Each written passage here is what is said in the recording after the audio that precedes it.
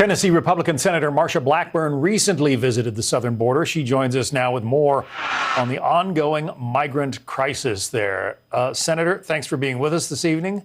What did you see? Good. What I saw was a border that is wide open. And what we heard was the cartels are fully in charge of that border on the Mexico side. You do not cross that border without paying the cartel first. We also had quite a bit of conversation around how big the cartels are. People from 150 different countries come into the border last year. The cartels making $13 billion last year on human trafficking alone.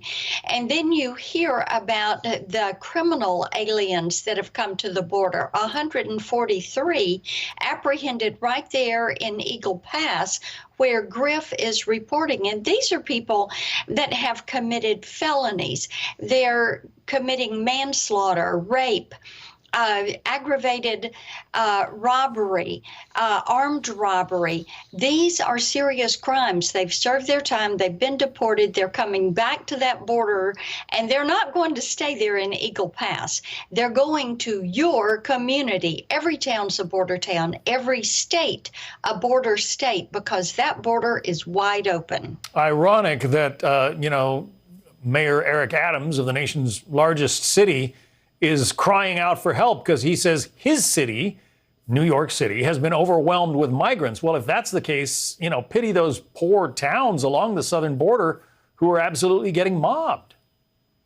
Yes, I had the opportunity to visit with ranchers, business owners, families that are living there and dealing with this every single day. Ranchers that find people that are dead on their ranch. Some of them killed crossing, some of them died. Farmers who are saying whether it is watermelon or cabbage or onions, many times they can't plant their crops. Their fields get ruined by migrants that are running across there. And those gotaways, John, are the ones who are coming in with a lot of the human smuggling and the drug trafficking.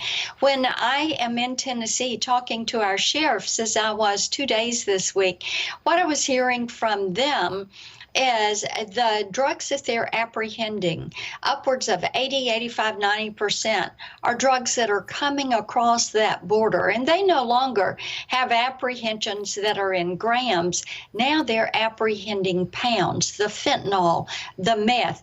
So the humanitarian crisis doesn't stay at the border. It is across this country. It is wrecking the lives of our citizens. It is tearing families apart because of the human and sex trafficking and the drug trafficking. Before I let you go, I want to ask you about the document controversy involving the president. The documents found in his garage, at his house, and at his think tank at University of Pennsylvania. Your thoughts? Yes, we have to realize documents have been found in 3 different locations. And we know that the Biden administration and President Biden have insinuated that there's no problem with documents being in a locked garage.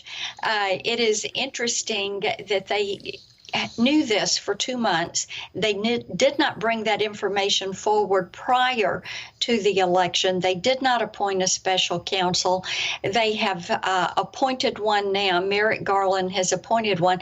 It is going to be so interesting to see what we find out as we move forward and find out who leaked this information, what their reason was for leaking this information, and what is contained in these documents.